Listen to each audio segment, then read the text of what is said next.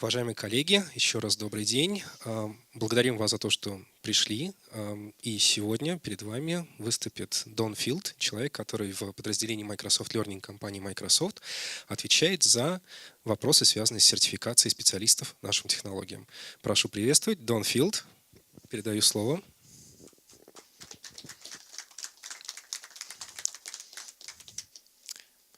Добрый день.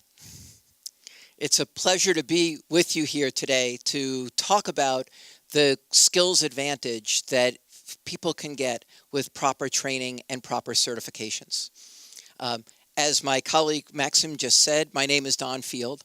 I'm part of the corporate offices of Microsoft, but I'm not actually based in Redmond, Washington, where Microsoft is located. I'm based in Silicon Valley and in California, and have worked at a number of other high-tech companies such as 3Com, Cisco, and Apple before joining Microsoft about 3 years ago. So I'm glad to have a chance to speak with you today about what we see in the market for skills for IT pros, for developers, for information workers, and how that can help you to understand the paths you might choose to take to enhance your own careers. So I'm going to talk about 4 different areas. First, I'll talk about Microsoft Learning, the group of which I am part, and the group that creates Microsoft's training and certification products. Then I'll talk about why people choose to go after certifications. Next, I'm going to discuss cloud computing. I know many of you are watching this on the internet. For those that are in the room, how many of you have heard of cloud computing? Many of you have. Good. We'll talk about what that is and what it means. And then I'll talk about how Microsoft has reinvented its certifications to work on the cloud, in hybrid cloud situations, and on-premise. So with that, I'll begin by talking about the group that I'm part of, Microsoft Learning. Microsoft has had a learning group for 20 years. That's a long time in the history of a high-tech company. We develop Microsoft training offerings across the board for a whole variety of Microsoft products. We also develop all of the Microsoft certifications that any of you might have taken tests in already to help validate knowledge and skills with Microsoft products. Again, for those in the room, how many of you hold a Microsoft certification? Do any of you have a certification yet? Okay, some of you do. So I'll talk about what we do and how it is that we approach this area. Now, as I said, Microsoft Learning is 20 years old. Well, here are some of the things that you might have noticed 20 years ago. For example, there's a picture of a gentleman who happens to be the head worldwide of Microsoft Learning holding a mobile phone. Look at how big that phone is compared to the ones that we have today. This is what a computer looked like. The most popular browser, web browser, was Mosaic. America Online was the most popular way to get email 20 years ago. And you can see that one of the most popular game devices was Game Boy from Nintendo. A lot has changed in the technology arena in 20 years. Here's a little bit more about what has changed. So 20 years ago, these were perhaps the biggest companies in the technology industry. Again, a lot has changed.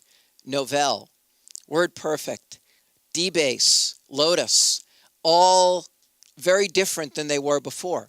But notice there's one name there that has stayed consistent, and that's Microsoft. So this company has a long history, but a vibrant history of growth and development of our products, our solutions, and our services to meet companies' needs and organizational needs. Now, for my area, Microsoft Learning, even though it's 20 years old, it wasn't always called Microsoft Learning. here's what it used to look like. And this was actually an advertisement from 1992, just over 20 years ago, when we were called Microsoft University. So just as everything has changed in our industry, so our name has changed as well. But we're very well known within Microsoft as Microsoft Learning, or some people within the company just say MSL for Microsoft Learning. So a lot of people know us exactly that way.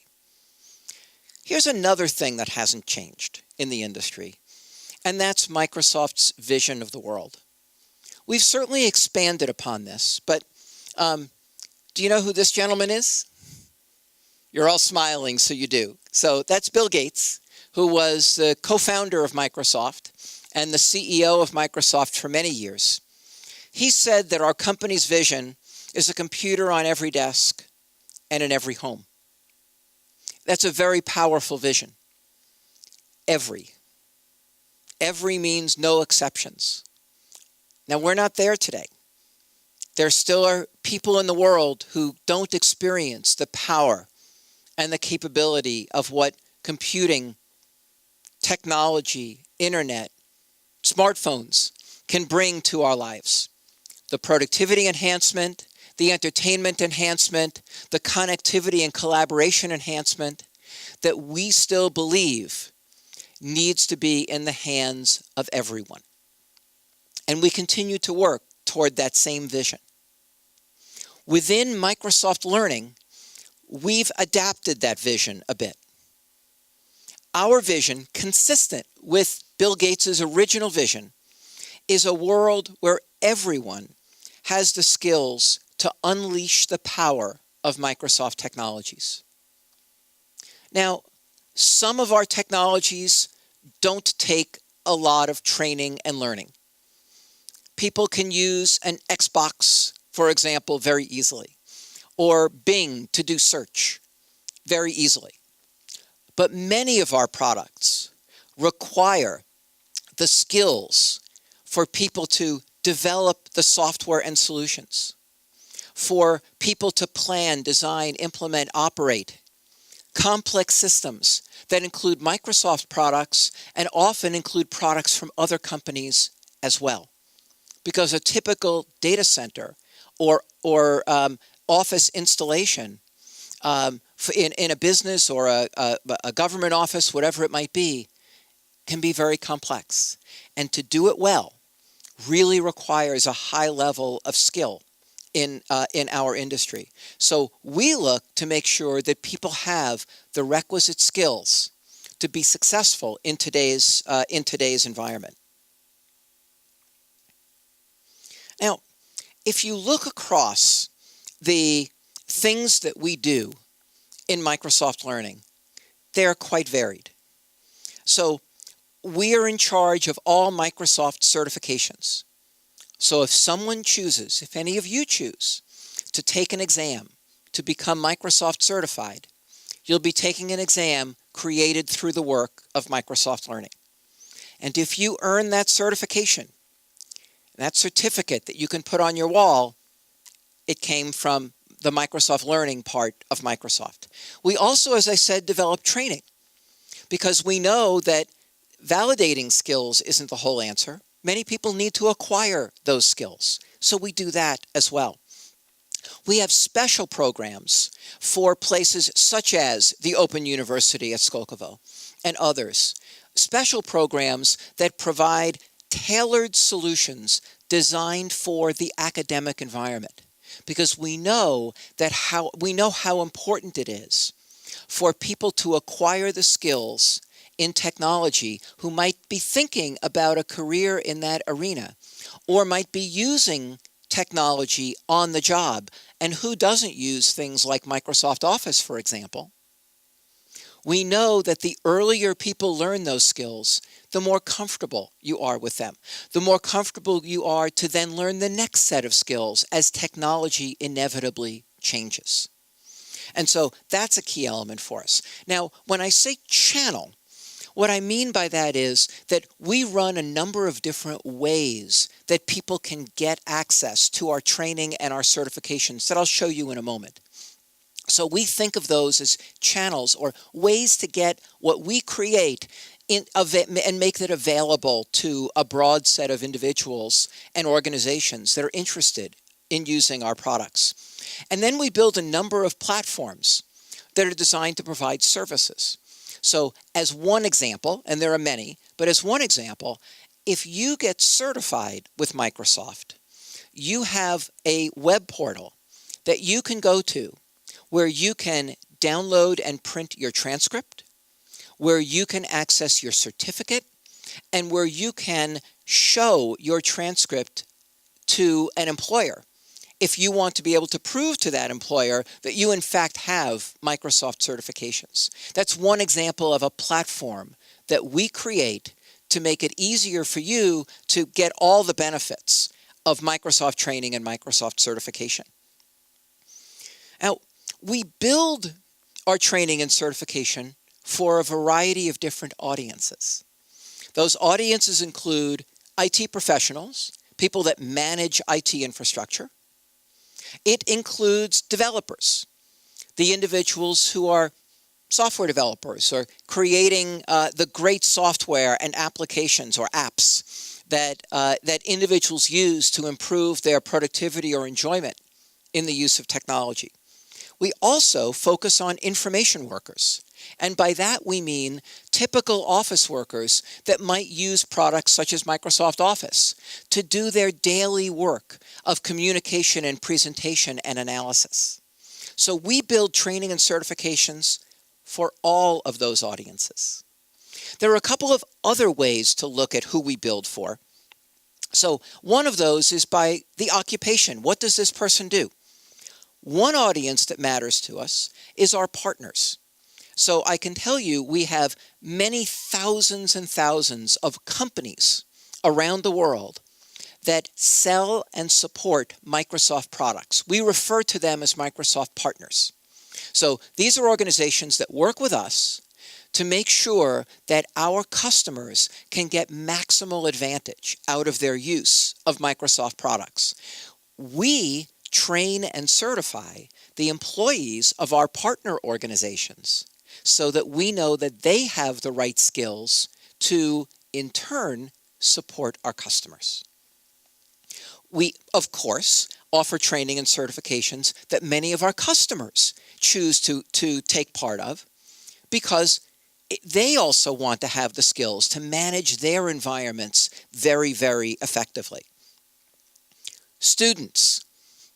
One of the reasons I'm here, of course, we know that there are many students and many academic institutions that want to be able to offer the latest in technology training and validation of skills through certification. And we even certify our own employees.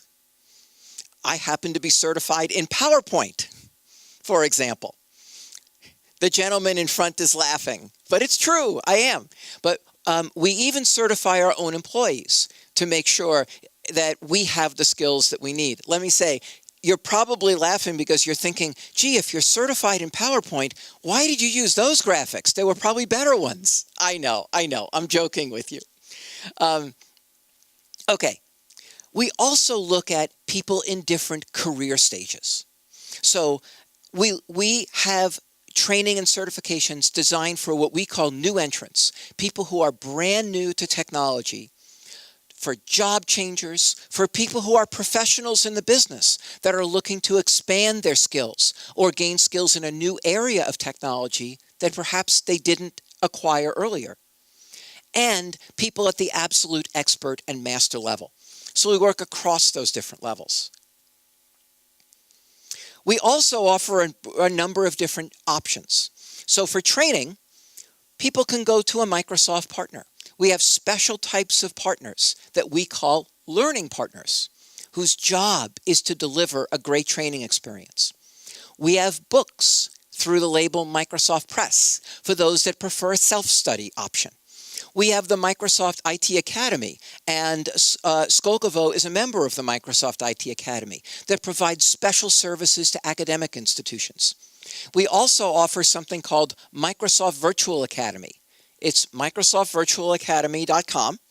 that has, for skilled IT professionals, a number of short lessons that give individuals the ability to learn about specific topics, which is very valuable. And then on occasion, we run some webinars that we call Jumpstart, that are a deep dive into some very new topics of technology. So we have a number of different training options. We, of course, offer training and certifications on most Microsoft products. It's not all Microsoft products. As I said, we don't have anything for, using an Xbox or how to use Bing. But for most Microsoft products and services, we offer training and certification options. And then when you do choose to get certified, you would go to a test center that is authorized by Microsoft. If you were taking a technical exam, you would go to a Prometric center. And if you were taking a Microsoft Office exam, you would take it through a different company called Certiport. And there's a couple exceptions there, but for the most part, that's how it works. And so we have a whole range of different systems and approaches in place for people to acquire the skills and validate the skills that they need. We also keep thinking ahead. So everything I described to you involves a tremendous amount of innovation in how to best help people acquire the skills that they need. We continue to think about new ways to do that. These are some things we're just thinking about. So these aren't all in place yet, but I just wanted to give you an idea, and I'll point out two of these. One of them here says labs first. So the concept of labs first is, imagine that you're going into a class. Typical class, the first thing that happens is you have a lecture. And then after the lecture, you might have a lab where you're practicing what you learned. Another way to look at learning is to say, let's have people start with the lab. Just try it and see how you can do.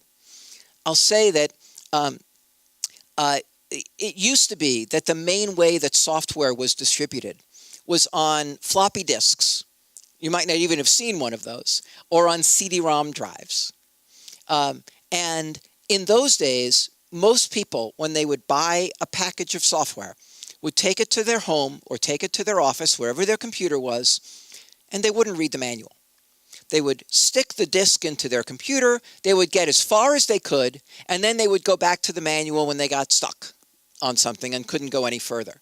That's the idea behind Labs First. And so we're looking at those concepts as we think about what learning will look like in the future. The other one I wanted to point out on the academic side is to look at things like making our content even more friendly for schools. So many schools have, say, a 1-hour class period. So that means thinking about what's the right amount of learning to do in an hour, and to stage that all the way through the process of somebody learning everything that they need. So we challenge ourselves to continue to think about how we can improve the learning experience for individuals seeking Microsoft skills.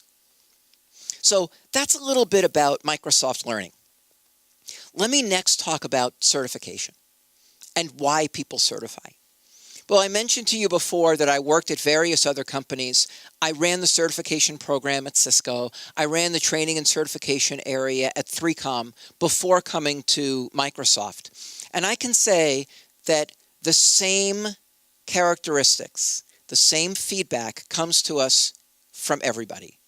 That these are the reasons that people tell us that they look to get certified. To improve knowledge and skills. To get a job or to grow in the job that they're in. For recognition among their peers or as a personal goal for personal growth. To increase confidence, to know that you know your stuff because you passed an exam. Or just because it's an interesting intellectual challenge to see if you really can do it. These are the reasons that we hear people tell us they're interested in getting certified. Let me talk about just a couple of those. So here's one. So one is people get certified in part to help get a job. And we have many more statistics than I'm showing you here as to why people tell us that, and why employers tell us that they are interested in having people certified. Look at the smallest number here on the upper right. It says that 72% of IT managers say that Microsoft certified individuals are more proficient with Microsoft technologies. So hiring managers and HR managers know that certification makes a difference. Now, let me be clear. Nobody, I don't think, will hire you just because you're certified. There are lots of other factors. Would you work well with the other people in the organization? There might be other skill requirements. There could be many, many other factors. But certification can be one of those differentiators that on your resume or your CV can set you apart from the other people who might be applying for the same job. Think about it. To an HR manager or a hiring manager, the fact that you took the time and made the commitment to get the certification says that you really are motivated to succeed in this technology field. That can be very important because motivation can be one indicator of how good and effective an employee an individual might turn out to be. So, that's just one of the many statistics. I'll give you a couple more. So this is some data from the United States from a company called Robert Half. You can see their logo down in the bottom here. Robert Half is one of the largest employment agencies in the United States. And what they did, I actually did a webinar with them about a month ago or so that was broadcast on the internet. It's actually on YouTube.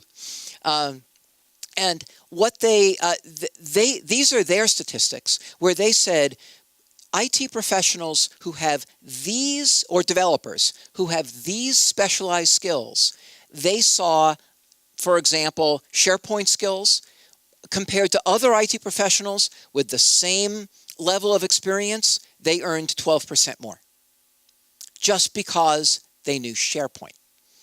So there are certain technology areas, and these are the ones for which they had statistics. I believe there are others where this would be true as well. But they had these statistics that I found to be very compelling. So you have the right skills in the right areas, that can be of real value. Here's another example. One of the instructors at one of the largest learning companies in the United States that also has operations in Europe and elsewhere, called Global Knowledge, did a study and wrote an article about the top 15 certifications for getting good salaries. Again, there's no guarantee here, but of the top 15, 3 of the top 10 were Microsoft certifications, and 6 of the top 15 were Microsoft certifications. So when you go for Microsoft certifications, you end up with good prospects for being rewarded for the investment that you've made in those certifications. Now, I said earlier that that one of the reasons that people certify is to gain knowledge and skills. But now that's odd a little bit, because if you think about it, certification isn't really about gaining skills. It's about taking tests to see if you have the skills. So why did I say that certification is also about gaining skills? Well, this was interesting. 2 years ago, there's a magazine called Science Magazine in the United States. They did an article about a study around learning. Now, even for someone who grew up speaking English, it was hard for me to understand what this article was about from the title. Retrieval practice produces more learning than elaborative study with concept mapping. If you know what that means, you can tell me, but I found it hard. However, how many of you have heard of the newspaper, The New York Times? Okay, many of you have. Very well-known and well-respected newspaper in the United States. It turns out the New York Times saw this article and wrote an article about it. And here's what they called it: To really learn, quit studying and take a test. Okay, now, if you were in school, I would say to you, don't quit studying. They don't really mean that. You should keep studying. But here's what they meant. What the article, what that study actually said was they compared students who took a test versus students who, instead of taking a test, studied more. And they did a study. And they found that the students who took the test knew the material better than the students who studied more. Now, think about it for a second. It actually makes sense. When you know you have a test coming, you're much more likely to focus, to really make sure you have command of that material. So even though certification isn't supposed to be about learning, but about validating your skills, it really is about learning. People who seek certifications learn. I can tell you, I've been at a conference where, at a prior company, where we had a testing center.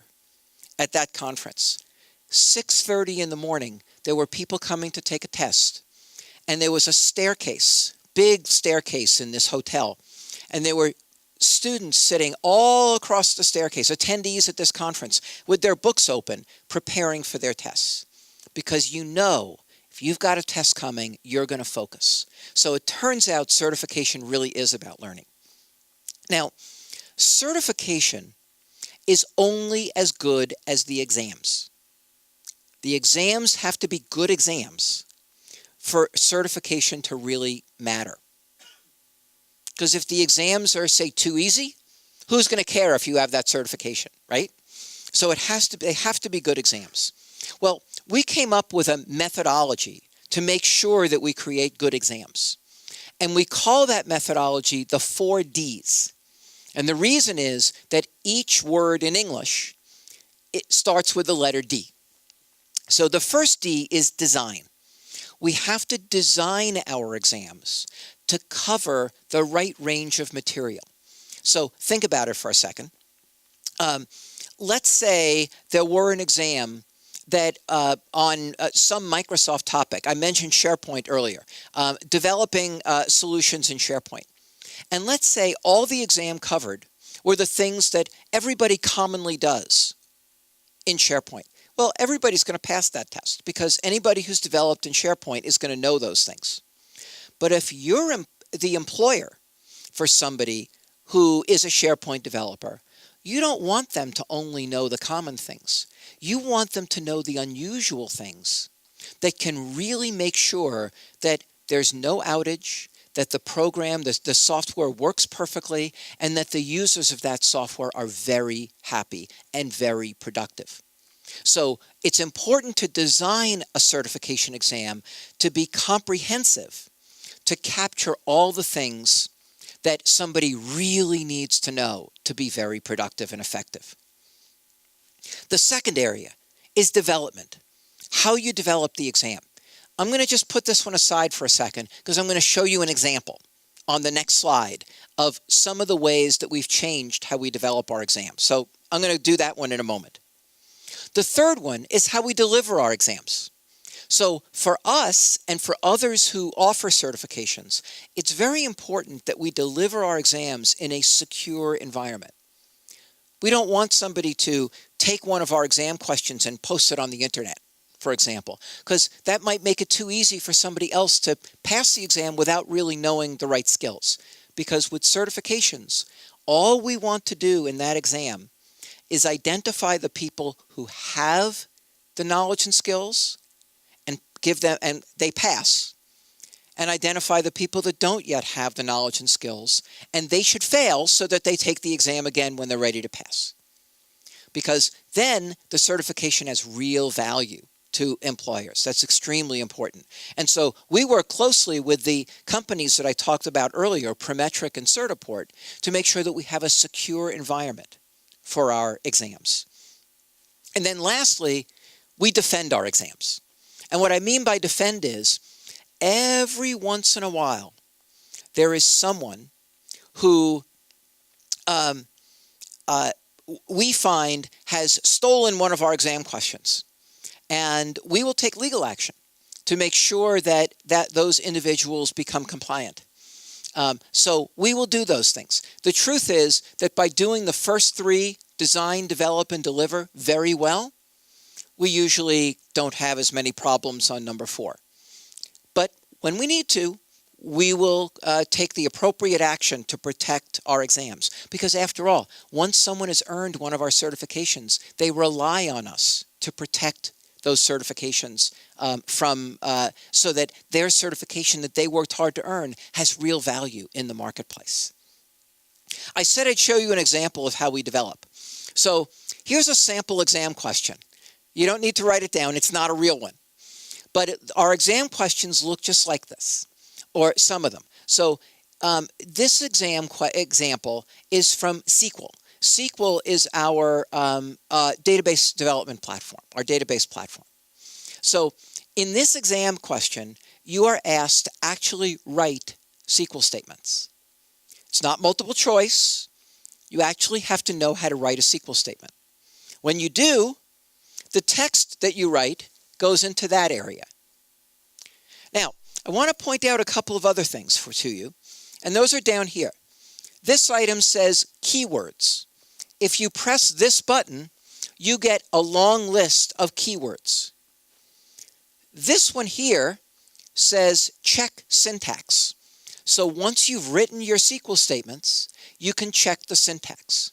Now, why did we include those in the exam? The reason we included them is that in the actual software, you can bring up a list of keywords and you can check the syntax. So we're not testing if you know how to memorize keywords. That wouldn't make any sense. You can get them in the software. Instead, what we're testing is your ability to actually write SQL statements. So you can't guess on this. You either know how to do it or you don't. And those are the kinds of exam questions that we have been developing. So when I talked about the development part of those 4 Ds, this is essential. People who've taken our exams more recently have found that they're quite a bit different than they were in the past. About 3 months ago, I was in India. How many of you have heard of a large IT outsourcing company called Infosys? Anybody heard of them? Okay, nobody has. Very big company. I don't know how many hundreds of thousands of employees they have. They have a huge training facility not far from Bangalore in India. They also have several thousand people who are in production, who are actually doing IT work at that facility. And I gave a talk to them when I was there. At the end of my talk, I'd asked if there were any questions. And one gentleman raised his hand and he said, I actually don't have a question. I have a statement. I said, okay, go ahead. He said, I took your HTML5 exam a couple of weeks ago. That exam was hard. It really challenged me. And a few weeks before that, I took one of your SQL exams, and that exam really challenged me. I think you're doing something really different and really good with your exams to make sure that only those people that have the right skills pass. And he's right. That is what we're doing. And it's this kind of question that you see here is part of that, to make sure that you've got to have the right skills if you're going to pass. But then once you do, you know that anybody else who wants to get into that club also has to have the right skills. Okay, the third area I said I was going to talk about today is cloud computing. So let me dive into that. The first thing I want to do is make sure that we have a common definition of cloud computing, because from my travels and talking with people, a lot of people have different definitions. Well, I'm going to make reference to a couple of major industry analyst firms in the United States. One of them is called Gartner, very famous firm. And they have this quote on their website that I really liked. What they say is that cloud computing is a style of computing in which scalable and elastic IT-enabled capabilities are delivered as a service using internet technologies. So elastic means it can grow as needed. IT enabled, of course, and delivered as a service so that the individuals using that don't have to know all the things going on in the back end. They get a service provided to them. And so I like this definition. It's not the only definition, but this one I like as a definition of public cloud. So that's one firm, Gartner. But what I want to show you now is a study done by another major industry analyst firm called IDC. So IDC worked with Microsoft, so we actually sponsored this study, to study where worldwide new jobs would be created in IT between now and the year 2015. And what they found is this. The yellow area on this slide shows jobs that are not related to the cloud.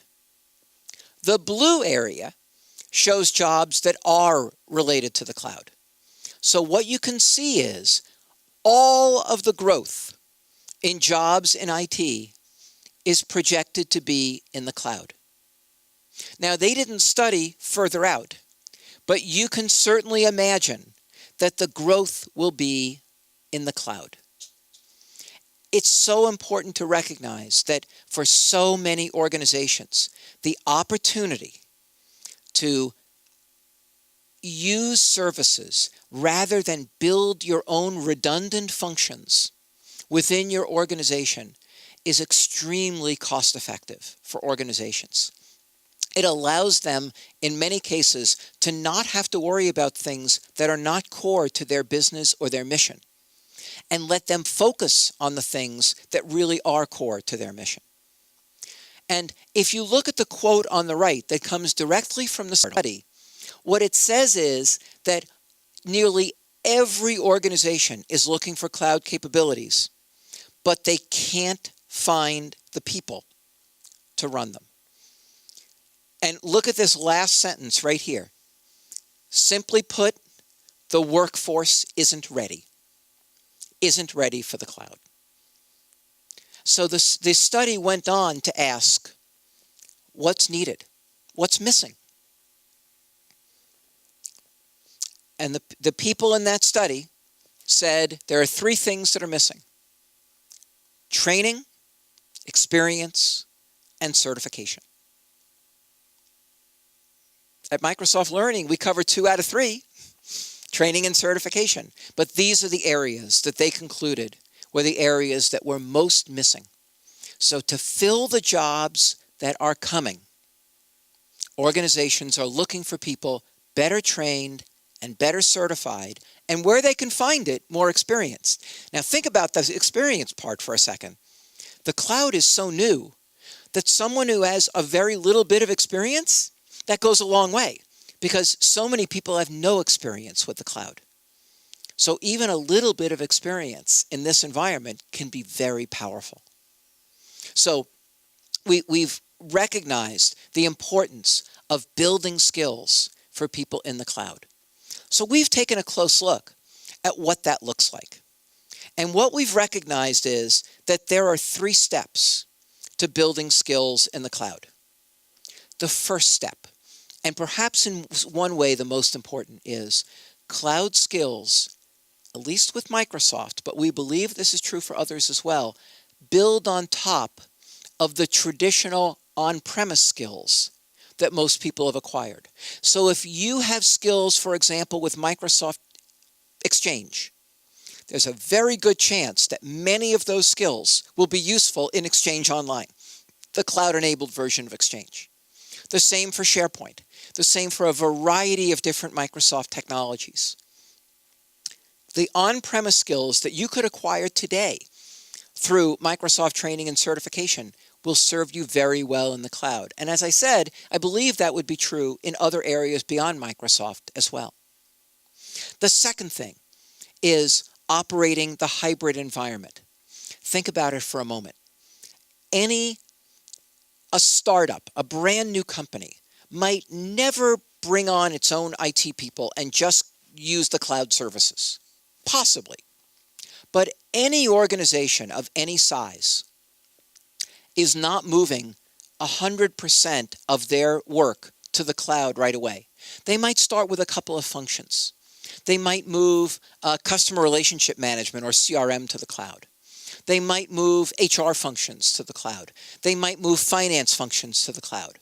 They might move one division of their company or organization to the cloud. But it's very, very likely that for years to come, IT professionals and developers will see a combination of cloud services and on-premise services that they will be delivering to their end users within their organization. So the skills in blending cloud and on-premise in smart, efficient, intelligent ways will be very much in demand for years to come. So that's the second set of skills that we see that people need to build. The third set of skills is new skills. So let me explain it this way. I made slight reference to this earlier. One way to think about a typical IT project is to think about it in terms of plan, design, implement, operate, or PDIO. So in the planning stage, you're working with the leaders in the organization to understand their needs. Why is it that we need something different than the IT infrastructure we have today? In the design phase, you're translating those needs into a technology design that will meet those needs. In the implement phase, you're installing, you're configuring to make sure that you've got the solution in place. And then the operate phase, you're maintaining, upgrading, and troubleshooting that environment that you've set up. So plan, design, implement, operate, or PDIO, is a very common way to think about an IT deployment. In the cloud, more of I and O, more of implement and operate, is done by the cloud service provider or by the data center. That means that it frees up the IT professional and developer to focus more of their attention on plan and design. And when I talk to IT leaders, that's right where they want to be, because they believe it's so important to work closely with the business leaders or organizational leaders to make sure that what they are creating is just right for their organization, that they're happy to see some of the more routine functions handled by a cloud service provider in some manner, or by their data center as well. So in that PDIO model, it does mean that it's incumbent upon IT pros and developers to acquire more skills in plan and design, because those will be the more relevant skills as we move to the cloud. We've looked at this in a number of different job categories. Now let me say, the job categories that I listed here, such as IT systems and operations or application development, are directly from that IDC study that I showed you a moment ago.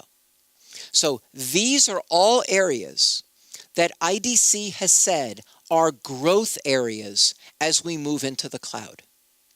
And for each of them, we've mapped out what the 3 steps look like and the ways in which an IT professional or developer can grow their skills to be able to capitalize on where technology is going. Now, I want you to remember this slide. I'm going to show it to you again in a few minutes, and you'll see why when I do. But remember that these are the not just what we say, but what IDC says, some of the key job growth areas. So I'll come back to the slide. The last area I wanted to chat with you about is Microsoft certifications. What have we done? So we, in April of last year, so a little bit less than a year ago, we announced some major changes to our certifications.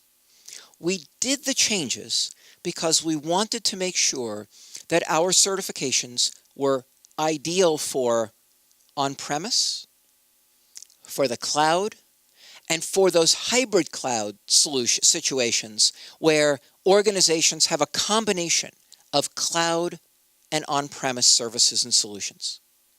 So we made major changes to our certifications and the associated training to accommodate all of those different areas, to make sure that we're relevant as more and more of IT moves to the cloud. Now, to do that, it turns out we had to make our certifications more rigorous because, quite honestly, the expectations of the IT professional and the developer are higher in the environment that I've been describing to you. There's more to know, there are more skills to acquire, but it also makes acquiring those skills more valuable because of their importance in the new world of IT. It meant we had to have broader skill sets, and it meant we had to have deeper knowledge and skills in certain areas.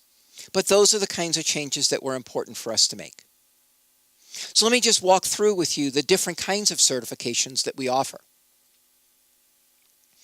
The first kind I haven't been talking about so far very much, but a little bit, but I'll mention it a little bit more. We offer certifications in Microsoft Office, like that fine PowerPoint certification that I myself earned. Why do we do this? It turns out that many people use only a small portion of the functionality and capabilities of Microsoft Word, Microsoft Excel, Microsoft PowerPoint. And a lot of people think that they're using those at an expert level, and they're not. These are very capable programs with lots of things that are very valuable in any business environment because just about everybody communicates. Most people have some reason to calculate or to manage data, or to work with data in one way or another. And we know that Microsoft Office is very heavily used in business, in government, in academic, and so on. So turns out that this is a very popular area for Microsoft certifications. We don't publish the numbers on our certifications for the most part, but here we do. So I can tell you that we deliver over 1 million exams a year just on Microsoft Office, just not counting any of the others, because it turns out a lot of people are quite interested in validating their skills in Office. And we do offer 3 different levels. So somebody who thinks they're good in Excel, for example, can earn the specialist level, but then they can try the expert exam, which is a whole lot tougher, and see how they can do. So that's one area. A second area I wanted to talk with you about is a new set of certifications that we introduced just a couple of years ago called MTA, or Microsoft Technology Associate. These are not our most rigorous certifications. These are at the very entry level in our program. They are designed to validate foundational knowledge in a variety of topics that are of great interest in technology. You can see we've got several developer certifications, from software development to HTML5, which is very popular these days, gaming development, learning how to develop games, for example. We have several that are IT infrastructure in areas like operating systems and network and security. And we have one in database administration as well. So these, again, are at a very foundational level. Turns out that for a lot of people, since we've raised the requirements for the next certifications I'm going to show you, a lot of people like starting here.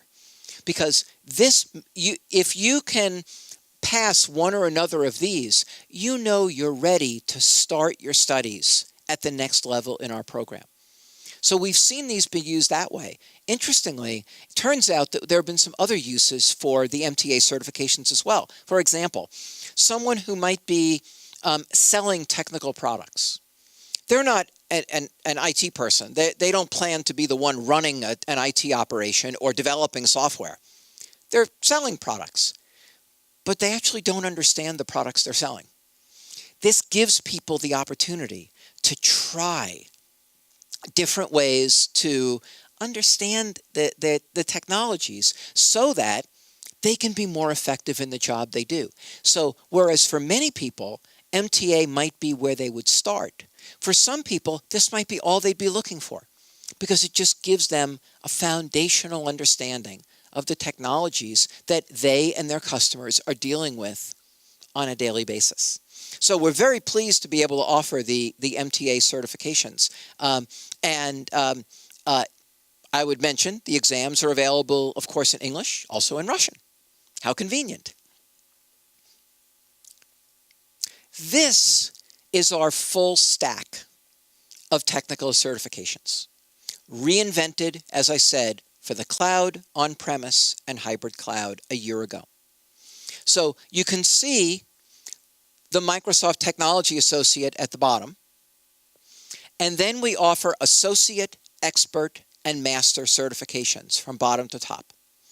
All of them are more rigorous than the certifications that we offered before, every one of them. And we did it not, again, because we wanted to make them harder, just to make them harder. That's not the point. The reason we added rigor to these certifications was because that's what hiring managers told us they need.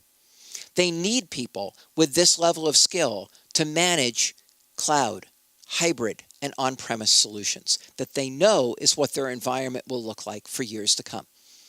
At the associate level, we offer only 3 flavors of certifications: Windows Server, Windows Client, and SQL database. Now, we offer a couple of flavors. So we offer an MCSA in Windows Server 2008, and in our newest, Windows Server 2012. We offer an MCSA in Windows 7 and in Windows 8. We also offer in the prior and current version of SQL. So there are 6 different certifications you can earn, but only 3 paths through Microsoft certifications. Those certifications, in various ways, are prerequisite for MCSE. MCSE might be the best known brand in certifications in our industry. We didn't issue new MCSEs for 10 years, but we have now. Because we knew and we heard from, frankly, our customers and our partners that they wanted to be able to earn that MCSE brand and have that as part of their CV or their resume. And so we brought MCSE back for that reason. MCSE, however, is a little bit different than it was before, because MCSEs have no version numbers on them. If you earn an MCSE in private cloud or an MCSE business intelligence, there's no year after it. You've earned MCSE private cloud. Why did we do that? We did that because even though all of our products have version numbers on them, in the cloud, there are no version numbers. There's no version number for Office 365 or for Exchange Online. Those products, since they are cloud services, are continually updated and improved. But there's no point where you label it differently. It has one name. So, in order to certify people on those areas, we didn't have a version number that we could use. Instead, we require recertification, as it says right here. So, at the expert level, what we require is that for MCSE, you recertify once every 3 years. What that means is once you've earned the certification, you'll only need to take one exam within the next 3 years to recertify, which means what you'll be doing is validating that you have the most updated skills, because the recertification exam will only cover the things that have changed since you originally certified. So you won't have to be retested on everything, just the pieces that have changed. And so that's the idea that we have for MCSE, and we also require recertification for MCSD, which is our developer certifications that we offer in a number of different flavors as well. Developer certifications on C#, on HTML5 and JavaScript, for example, are some of the ways that we offer certification. We offer a certification in the software testing area called the MCSD for Application Lifecycle Management. So we offer a number of MCSD certifications as well. And then, for those that are ready, at the very top level, we offer the MCSM, the master level certifications, which is the absolute highest certification you can get from Microsoft. The MCSM is offered in 5 categories. We'll see if I can remember all of them. SharePoint, Link, SQL, Exchange, and Active Directory. And the interesting news there is that it used to be that the only way that you could get a master's certification was to travel to our headquarters in Redmond for a 3-week class. However, for 2 of those certifications, specifically SQL and Exchange, you can now earn them from Moscow. Now, we don't have the training available in Moscow, but we do have a test center where you can take the first exam, and then we can deliver the second exam, which is the lab exam, over the internet and proctor it remotely. And so you actually can get to the very top level without leaving Moscow on SQL and on Exchange. We're very excited about that. So that's what our technical certification lineup looks like. Now, earlier I showed you this slide, and I said to remember it because I told you I was going to show you it again. So this is the slide where I showed you some of the key areas that IDC had identified as areas of high growth for IT-related jobs because of the cloud. So what I wanted to make sure you know is that we've worked hard to align Microsoft's new certifications to those areas.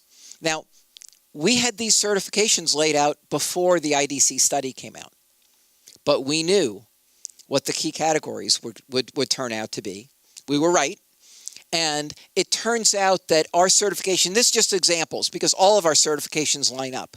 So there were more than 4 categories in the study, but I picked 4 just to show you. And you can see that we have specific certifications at the expert level that are designed to line up to exactly the areas that IDC predicts are the areas of job growth. And as I said, we knew that when we built them. That was the whole reason that we built certifications in that form. So from this conversation, I hope that you have a good sense of the ways in which we have embodied the vision and the mission of Microsoft Learning. We've built a whole variety of training and certification offerings for a whole variety of different people in different walks of life that allow people to truly reach their full potential if they choose to use technology, whether as an information worker, an IT professional, or a developer. We have solutions that are designed to meet their needs, whether they go to a public learning partner, an academic institution, do some self-study with a book from Microsoft Press. We cover all of those areas. It's truly our mission to make sure that people can acquire the skills that can empower them, that can uplift their lives and their careers, and at the same time can make businesses and organizations worldwide more effective and more productive in the use of technology. So we're very pleased with what we've been able to produce, and we know that there is much, much more work to do. I hope that you found it useful to hear about what we're doing and the ways in which we are building our training and our certifications for not just where the industry is today, but where we see the industry going in the future, to make sure that the skills that you acquire are the most valuable today and tomorrow. Thank you very much.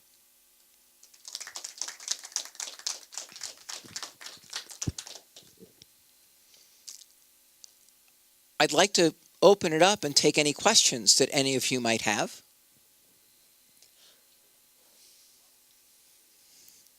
Господа, у кого-нибудь есть вопросы?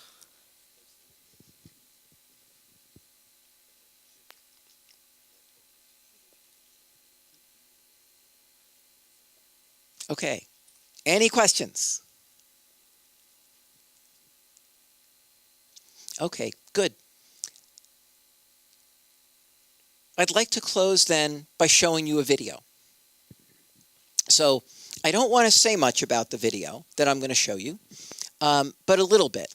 So in this video, which is it's about 4 minutes long, just so you know, it's the story of someone whose life was changed with Microsoft certifications.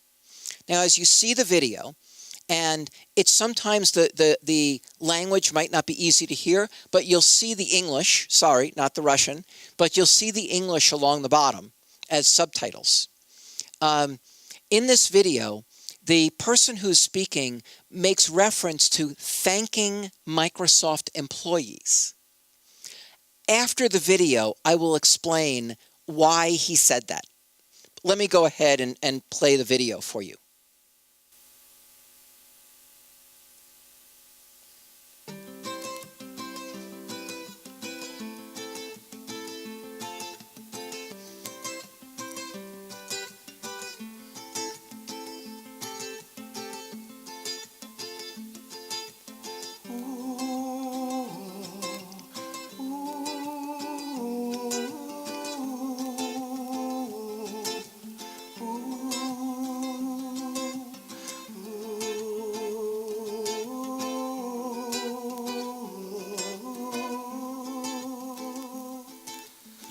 Met this man, yet he is one of many, one who was dealt a bad hand and who responded with courage. My name is Godol Kuzaya. This is where my story begins. My childhood wasn't pleasant at all because I grew up in a very, very poor family, poor of the poorest. This is Deepsloot, a place which I used to call home. As you can see, the place is not safe. The shacks are crowded. We used to experience some shack fires here, and there's no running water, no sanitation, no electricity. We used to go to bed without food, going to school. I had no uniforms, I had no school shoes. Goodwill dropped out of high school to support his mother and siblings. He worked doing physical labor until life handed him another blow. What happened was I was in a taxi as a passenger, and the taxi overturned. I was caught underneath the taxi. That extent changed my life. I would say maybe for the good, because I thought maybe if I can be computer literate, and then maybe it's a better opportunity for me to also get a job. A friend helped secure funding, and before he knew it, Goodwill found himself at Dynamics Learning Solutions, a Microsoft learning partner. I remember the first day I learned my head on the computer. I could feel that excitement and the passion that here I am, my dream is about to come true. At the time when Goodwill started, he had absolutely no computer experience. Initially, I did think it would be a huge challenge, and I honestly did not think he was going to cope. But as I said, he coped very, very well, and I think he surprised everyone. In my first class, I started learning Windows. Then came to Microsoft Office programs like Office Word and PowerPoint and a whole lot. Even better, Microsoft Learning and the DPE recently awarded Goodwill a scholarship, enabling him to continue his education and expand his certifications. What I'm taking now is the courses which are sponsored by Microsoft for me to upgrade my standard, which is SQL Server, Visual Studio, and Microsoft Exchange. I study very hard. I work as hard as ever because being given this opportunity, I think I should grab it with both hands. If it wasn't for this certification from Microsoft, I'll be still stuck in the dust. Maybe I'll be by the street begging for money. Getting this job brought courage to me as a human being. And, I feel like a man who can provide for his family. I've got a house, a place which I call a home, whereby my family is free to move around, nothing to worry them, not worried about, shack fires, sharing a room with a lot of rats. I would like to say to Microsoft employees, keep up the good work, because I've seen that, Microsoft is not just a corporate company who is just focusing on making profit, but they also willing to take another step to help other less fortunate people, which is a good thing. I would encourage them to keep up the good work. Godol Kuzaya is my name. This is where my life begins.